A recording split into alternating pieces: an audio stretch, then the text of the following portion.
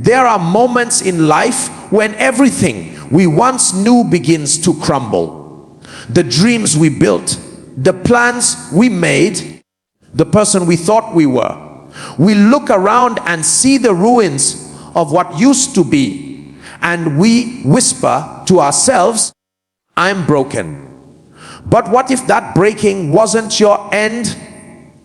What if it was your beginning? What if the cracks you see are not signs of weakness, but the fingerprints of the one who is reshaping your soul?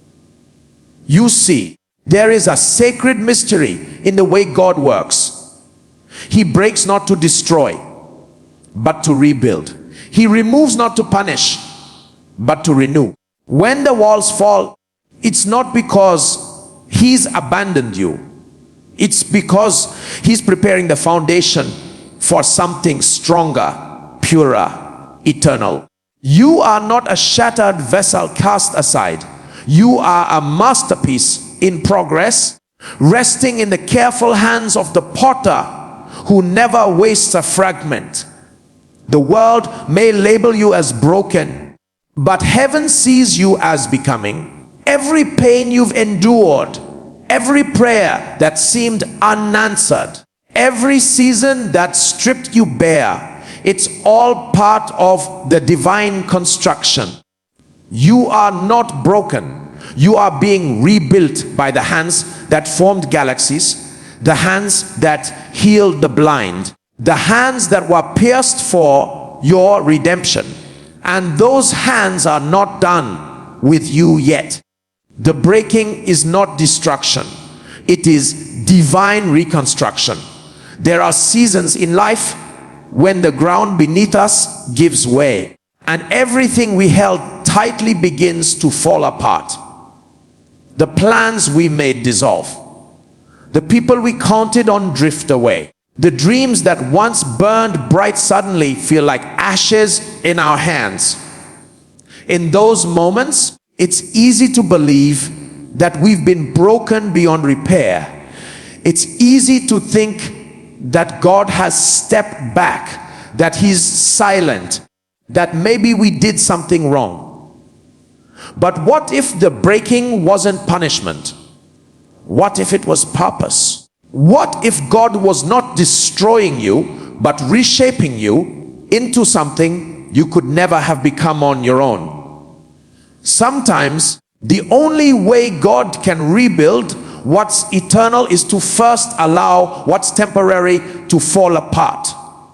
We pray for strength and He allows the storm. We ask for faith and He removes what we were leaning on. We plead for clarity and He lets everything go dark until we can only depend on His light. That's not destruction. That's divine reconstruction. It's God answering the prayers we didn't even know we prayed, because we ask Him to make us more like Him.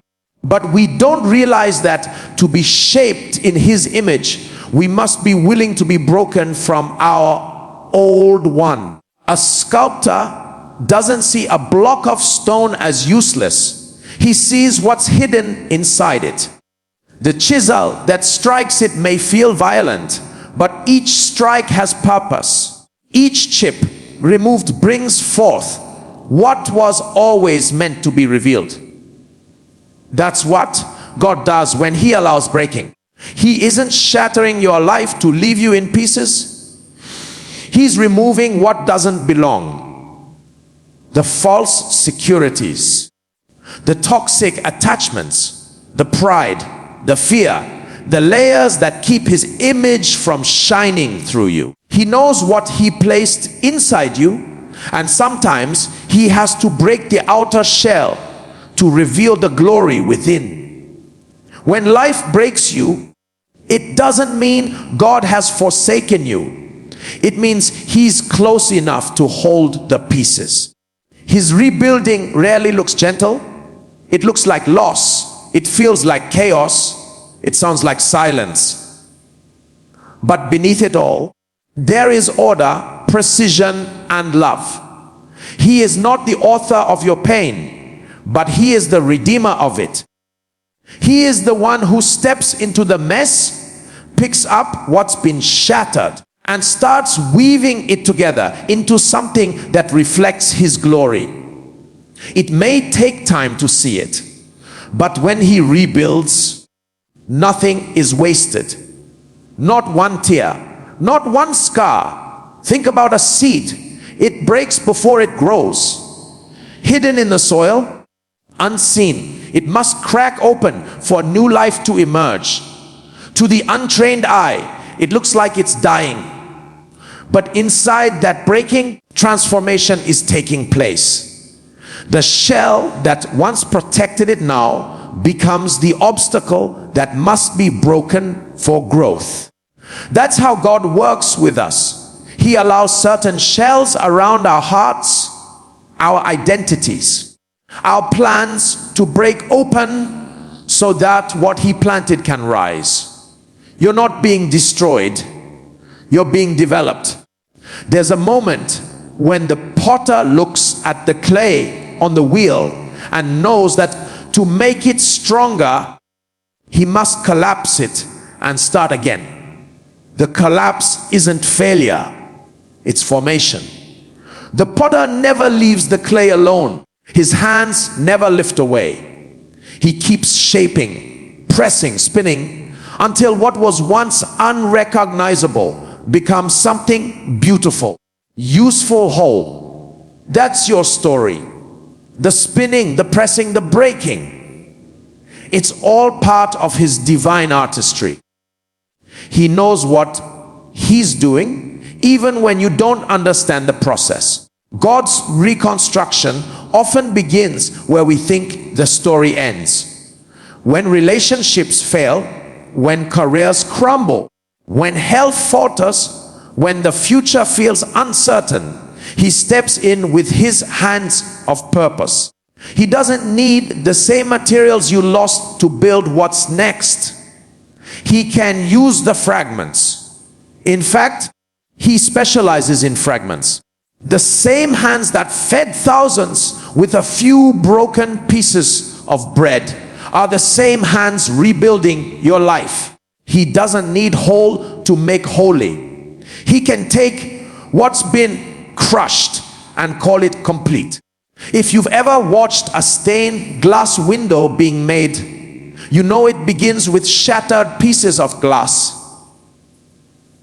Each one sharp, jagged, different in color and size. Alone, they look like remnants of something broken.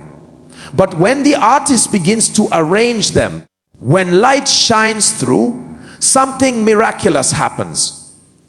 The broken pieces become a story of beauty, illuminated by purpose. That's how God works in your life. He takes the broken pieces you wish he'd throw away and arranges them into a masterpiece that can only be seen when his light shines through. So, when you find yourself in the breaking, don't rush to escape it. Don't assume it's destruction. Sometimes, the breaking is the very proof that the potter's hands are on your life. It's the evidence that he's not finished with you. The breaking is not God's rejection. It's his redirection. It's him saying, you've built this on your strength for too long. Now let me build it on mine. It's the loving act of a father who refuses to let you settle for less than what he designed you to be. In those seasons when you feel scattered, when you can't see the plan, remember, he does his best work in the dark. The tomb looked like the end of the story, but in that silence, God was writing resurrection. The same power that rebuilt life from death is the same power working in your breaking. You may not see it yet, but the day will come when you'll look back and realize that what you thought was your breaking was actually your becoming. The breaking is not destruction. It's divine reconstruction, and every moment of it is guided by the hands that never let you go. God's hands often work through the cracks of our pain to shape our purpose.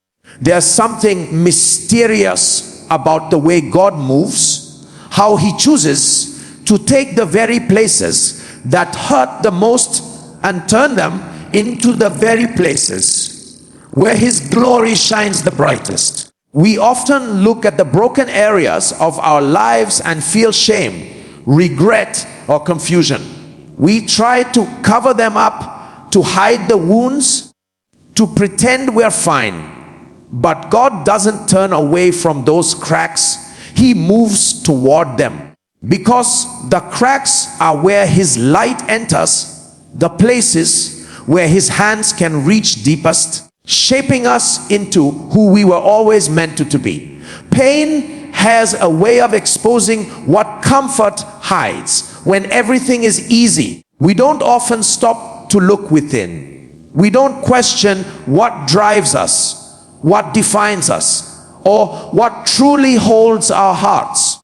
But when pain comes, when life cracks open and everything spills out, we begin to see what's real. It's in those cracks that God begins to work, not in the polished, perfect parts of us, but in the raw, tender, broken places we'd rather forget. He doesn't waste pain, he transforms it. He doesn't ignore our tears, he collects them. Every ache becomes a tool in his hand, every scar a mark of his craftsmanship. When goldsmiths repair something precious, they sometimes use a method called kintsugi, the Japanese art of mending broken pottery with gold. They don't hide the cracks, they highlight them, filling the fractures with something more valuable than the original material. The brokenness becomes part of the beauty, part of the story. That's exactly what God does with us. He fills the broken places of our lives with his presence, with grace, with wisdom, until those very places become the most beautiful testimony of his power. He doesn't erase the scars, he redeems them. He doesn't hide the pain, he turns it into purpose. When you're walking through pain, it's easy to believe God has stepped back. You can't see his hand, you can't hear his voice, and all you feel is the weight of silence. But often the silence is not absence, it's the sound of construction. His hands are working beneath the surface, reshaping your spirit, refining your faith, teaching you to see with heaven's eyes. God's hands work quietly. They don't always announce themselves with miracles that everyone can see. Sometimes they work through the quiet surrender of your heart.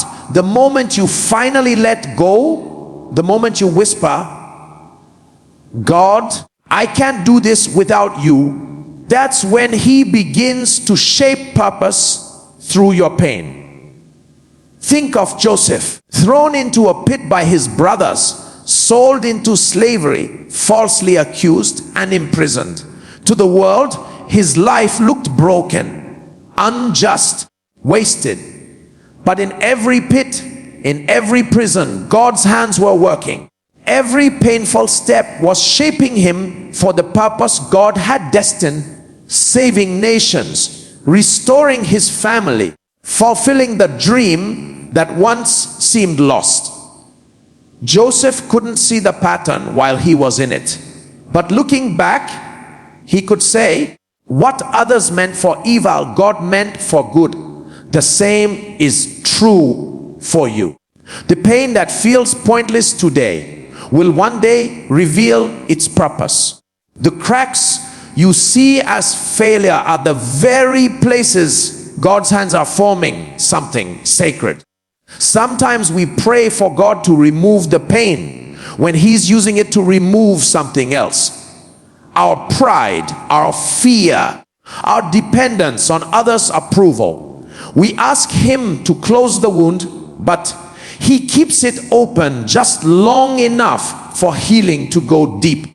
Because surface healing fades quickly, but soul healing lasts forever.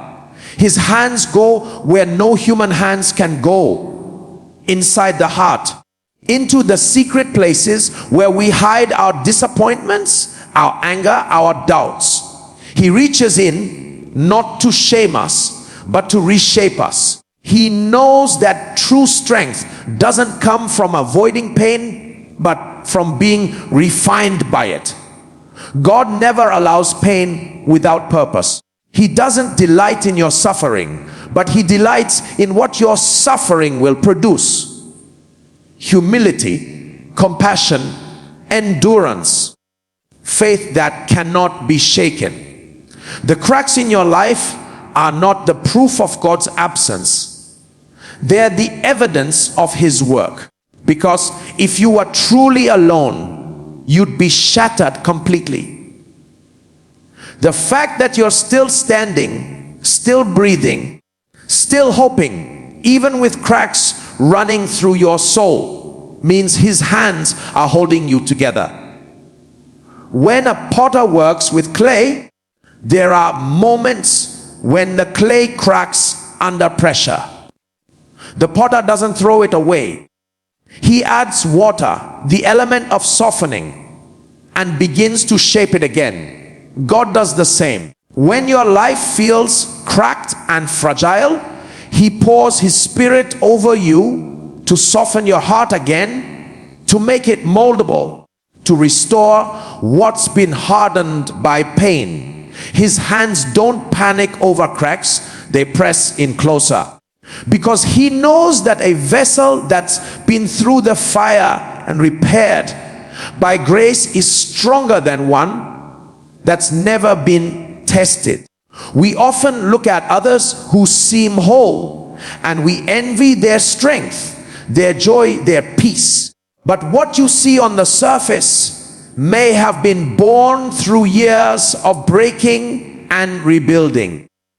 The strongest people aren't the ones who've never been cracked.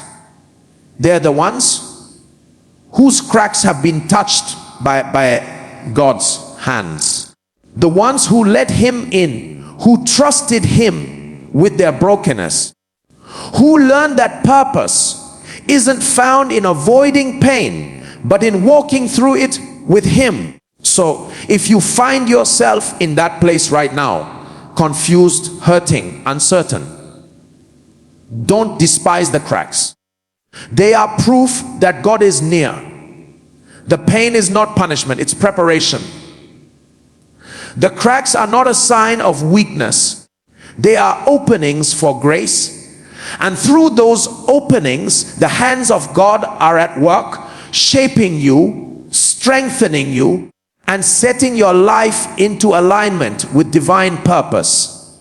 You may not see it yet, but the very thing that broke you is the same thing He's using to build you. His hands are steady, His timing perfect, His purpose unstoppable. The cracks don't define you, they refine you. Because God's hands often work through the cracks of our pain to shape our purpose. What feels like loss is often preparation for something sacred and greater.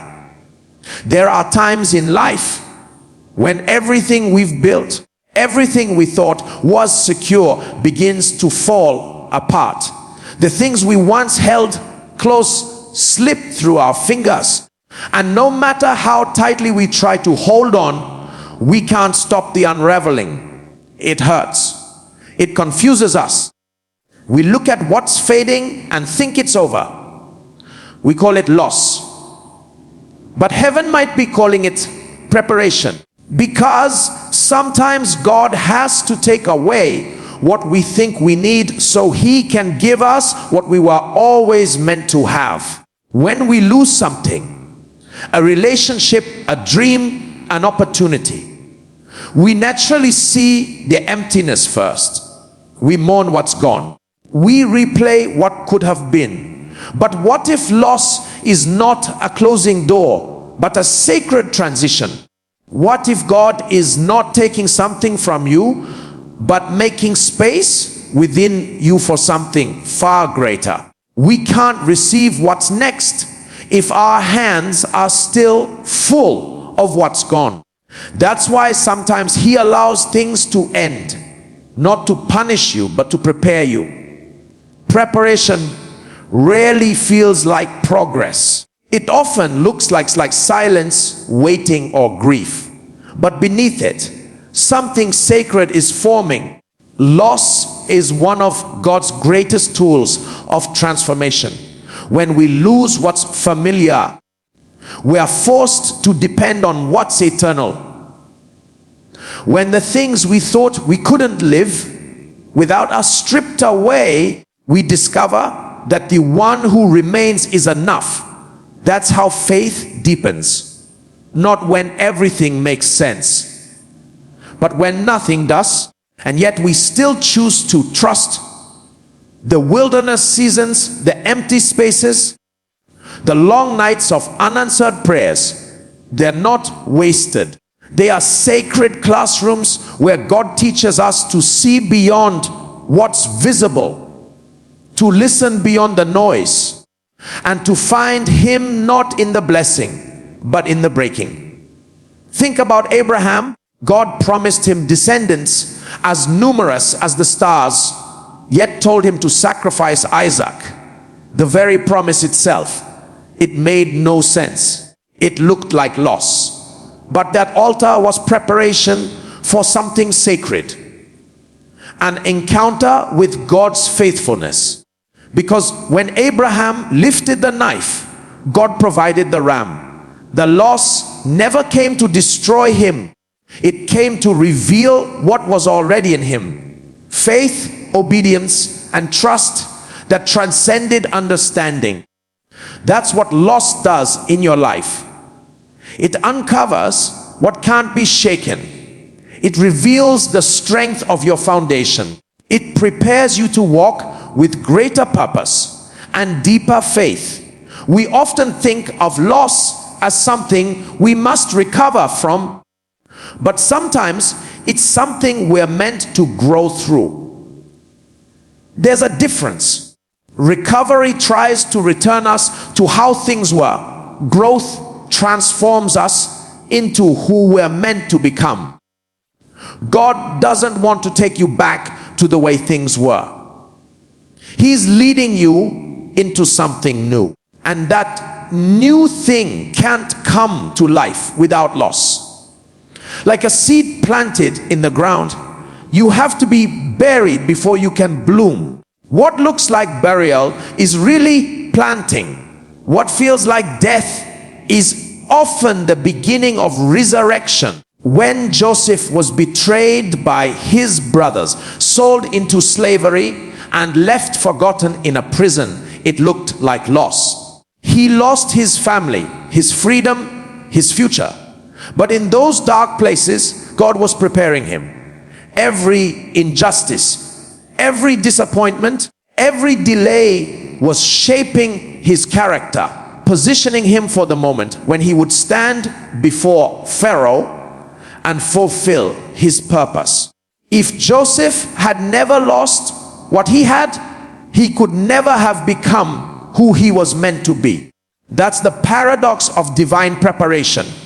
What feels like loss in your hands is often destiny in God's. Sometimes the people who walk away weren't meant to stay because their presence would have limited your growth. Sometimes the door that closed wasn't rejection. It was redirection. God saw what you couldn't. He knew that if you settled there, you'd miss the greater plan He was preparing. And so He allowed it to end. He allowed the heartbreak, the silence, the disappointment. Not because He doesn't love you, but because He loves you too much to let you stay small. His preparation always comes disguised as pain, but hidden inside it is the seed of purpose. Even Jesus faced this truth. Before resurrection, there had to be a cross. Before glory, there had to be loss. The disciples saw him taken, crucified, buried, and they thought it was over. But what they saw as the greatest loss in history was actually the foundation of salvation. Heaven was working behind the scenes, turning tragedy into triumph. That's what God does. He takes what looks like loss and transforms it into something sacred. You might not see it now, but one day you'll look back and realize that the loss was never about what was taken. It was about what was being made ready. Loss strips us of our illusions of control. It humbles us, quiets us, softens us. And in that humility, we become moldable. The same way gold is purified by fire, our souls are refined through loss. Every time something you thought you couldn't live without is removed, you learn that God is the only one you truly can't live without. Every time something ends, you learn that His plan never does. That realization is sacred. It's the birthplace of true peace, because peace doesn't come from what you have. It comes from knowing who holds your future.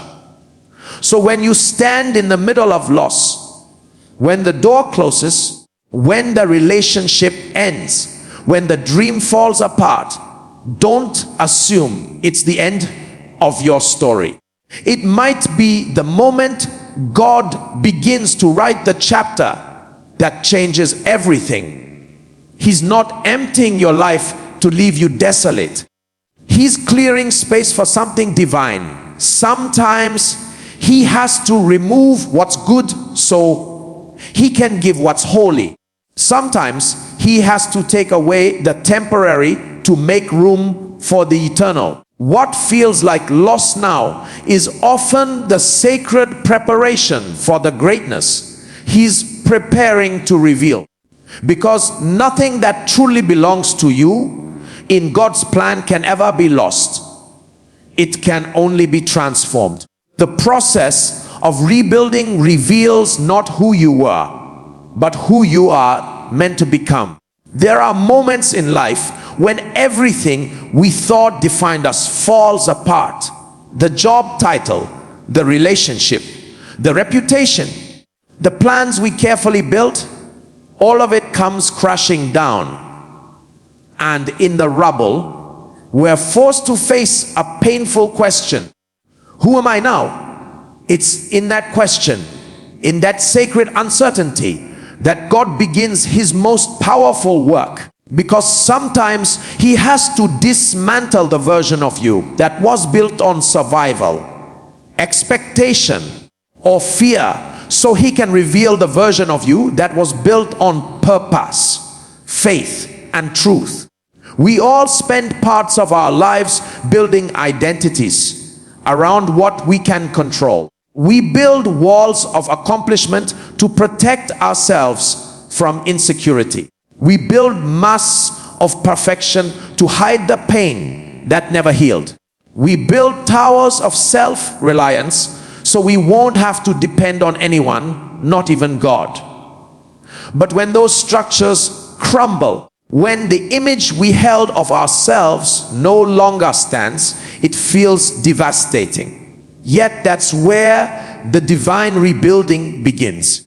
Because God doesn't rebuild on false foundations. He allows the shaking to expose what can't last, so He can construct something that will.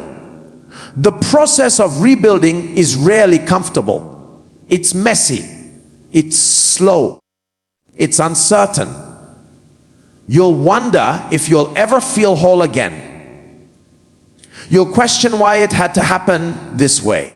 But the very process that feels like undoing is actually the making of something greater. Rebuilding isn't about returning to what was. It's about becoming what was always meant to be. The old you was based on what you knew. The new you will be based on what you've learned. The old you survived by control. The new you will live by surrender. The old you depended on strength. The new you will walk in grace. That's what divine rebuilding does. It doesn't restore you to the same shape. It reshapes you into something stronger, truer, more aligned with heaven's design. When a house burns down, the first step in rebuilding isn't construction. It's clearing the debris. You can't build something new on top of what's been destroyed. The ashes have to be cleared, the foundation re-examined, the ground made ready. God does the same with your soul. He clears out what's been charred by disappointment, what's been weakened by compromise, what's been tainted by fear. He digs deep to reach the foundation of who you truly are. His child, his creation, his masterpiece. And once that foundation is revealed, he begins to rebuild piece by piece with patience and precision. Sometimes we ask God to rebuild our lives, but we don't want him to touch certain areas. We want restoration without surrender. But he loves you too much to rebuild around broken pieces that would collapse again. That's why he sometimes takes longer than we expect. He's not just fixing the damage, he's rebuilding the design. He's shaping your character, refining your heart, and aligning your spirit with his will. Because the person you are becoming matters far more than the circumstances you lost. In the process of rebuilding, God often removes the familiar so he can introduce the authentic. He strips away what we thought we needed, not to leave us empty, but to make space for what's real. You may not recognize yourself in this season because God is introducing you to the version of you he's always seen. The version that's been buried under fear, doubt, and performance. The shaking didn't destroy you, it uncovered you. You're being rebuilt, not to return to normal, but to rise transformed. When you look through scripture, every great transformation required rebuilding. Moses was broken in the desert before he was rebuilt into a deliverer. David was broken by failure before he was rebuilt into a man after God's own heart. Peter was shattered by denial before he was rebuilt into the rock on which the church was founded. And even Jesus, though perfect, went through the process of breaking and rebuilding through death and resurrection. The breaking came before the becoming. The rebuilding came after the surrender. What feels like the end is often the workshop of divine creation. God rebuilds slowly because he builds to last. You may not see progress every day, but that doesn't mean he's not working. Sometimes the foundation is being strengthened beneath the surface where no one can see. That's why you can't measure God's work by what's visible. His rebuilding happens in the hidden places. In your heart, your thoughts, your quiet prayers, your surrender. One day, the outward will catch up with what he's been building within. Rebuilding is also about relearning trust. When everything has fallen apart, it's hard to believe again, to hope again, to dream again. But God's process restores those things gently. He teaches you that your worth was never tied to what you lost. He reminds you that your identity was never in the things that broke. It was always in him. And as you begin to rebuild with him, you start to see life differently. You become slower to rush, quicker to listen, softer in spirit, but stronger in faith. You realize that what you thought was your ending was really his preparation for maturity. When God rebuilds, he doesn't just replace what's lost, he upgrades it. He gives beauty for ashes, strength for weakness, wisdom for confusion. The new structure of your life will stand taller, not because of what you've done, but because of what he's formed in you through the process. The cracks that once made you feel fragile now become the very proof of his craftsmanship. You begin to see that your pain was not wasted. It was woven into your purpose. So when you're in the middle of the rebuilding, when you can't see the plan and the pieces still don't fit, trust that something sacred is being constructed within you. Don't despise the slow progress, and don't compare your process to anyone else's. What God is building in you is unique. It's tailored to your destiny. And though the world may not understand what's happening, heaven knows. Because the process of rebuilding is not about returning to who you were. It's about revealing who you are meant to become. And once that version of you stands, no storm, no loss, and no trial will ever be able to break you the same way again. Every tear, delay, and disappointment is a chisel in the hands of the master potter. Life has a way of teaching us through pain what comfort never could. We pray for God to shape us, to make us stronger, to give us purpose. But rarely do we realize that his tools are not ease and applause, but tears, waiting, and setbacks. Each one is not random, it's intentional.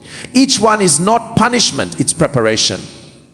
Because in the hands of the master, even the hardest seasons become instruments of design. He does not waste what breaks you. He uses it to carve out the person he always intended you to be. There's a beauty in the way God works with time. He doesn't rush. He's never late, though we often think he is.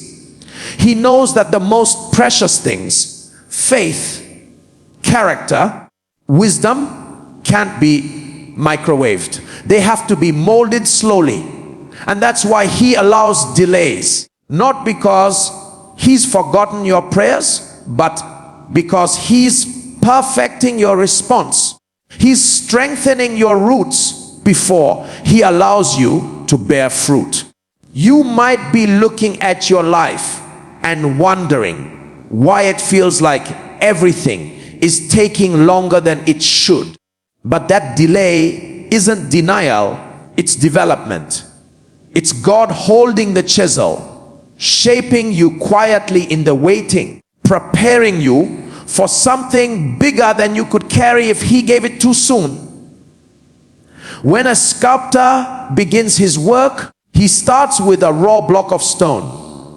To the untrained eye, it looks ordinary, cold, unformed, lifeless. But the sculptor sees what no one else can see. He doesn't see a rock. He sees a masterpiece hidden within it. Every strike of the chisel removes what doesn't belong. It's not random, it's precise. And though the stone feels every strike, each one brings it closer to the vision in the sculptor's mind. That's how God works with us. Every tear you've cried, every disappointment you've endured, every delay that's tested your patience, each one is a stroke of his chisel. Painful, yes, but purposeful. Because the one shaping you knows exactly what he's doing. Sometimes the chiseling happens in ways that don't make sense. You lose something you thought you needed. You pray for one door to open and instead it closes. You wait for a breakthrough and all you hear is silence. But those moments of divine restraint are not rejection. They're refinement. God is removing what can't go with you into your next season. He's shaping your motives, purifying your heart, aligning your desires with His will. You may not understand it now, but one day you look back and realize that every unanswered prayer was actually mercy. Every disappointment was direction, and every delay was preparation. Tears are another tool in His hands. They soften the clay of your soul. They make you pliable, tender, real. Without tears, we become hard and self-reliant, untouched by compassion. But when God allows you to walk through seasons that bring you to your knees, He's not breaking you to destroy you. He's breaking you open so His Spirit can move freely within you. Every tear you've cried has been seen, every sob recorded. Scripture says He collects them in a bottle, meaning not one is wasted. They are sacred because tears are not weakness. They're evidence of surrender. They're proof that you've stopped pretending to be strong on your own and started trusting the strength of the one who holds you. And then there are the disappointments, those moments when life simply doesn't turn out the way you hoped. You did everything right, you believed, you prayed, and still things fell apart. It's in those moments that we feel the weight of the chisel the most. The strike is sharp and it hurts deeply. But even in that pain, there's a divine purpose. God often allows disappointment to strip away false dependencies. He uses it to draw your focus back to Him, the source of your identity and worth. What you lose in disappointment is never greater than what He plans to build in its place. He takes the broken dreams, the missed opportunities, and the unanswered prayers, and He weaves them into something better, something eternal. When you stand before the master potter, you realize that the process is never meant to humiliate. It's meant to shape. A potter knows that the clay must be pressed, stretched, and spun to form something beautiful. And just when the clay thinks it's done, the potter finds another imperfection and begins again. The spinning may feel endless, the pressure unbearable, but the potter never takes his hands off the clay. He keeps shaping, keeps refining, until the vessel can reflect His design. That's your story. The tears, the delays, the disappointments, they're all part of the spinning wheel of grace. You may not like the process, but you can trust the hands that hold you. There's something sacred about the slow work of God. In a world that worships speed, He works in seasons. While we count minutes, He shapes destinies. And while we beg for shortcuts, He's building strength. Because what comes easily doesn't last, but what's built through fire, through patience, through faith, that endures. Every delay is growing something invisible within you. Every disappointment is chiseling away pride, fear, or doubt. Every tear is watering the soil where new life will one day grow. You are being crafted by divine design. And though the process may hurt, it's holy. Because the hands that shape you are the same hands that formed the stars, healed the sick, and lifted the cross. He knows exactly where to strike, exactly when to wait, exactly how to turn pain into purpose. So don't curse the chisel. It's carving destiny into your life. Every delay, every tear, every disappointment is not a random blow. It's a deliberate touch from a God who sees what you cannot. You are not being punished. You are being perfected. Because every tear, every delay, and every disappointment is a chisel in the hands of the master potter. And when he is finished, you will be something far stronger, far purer, and far more beautiful than you ever imagined.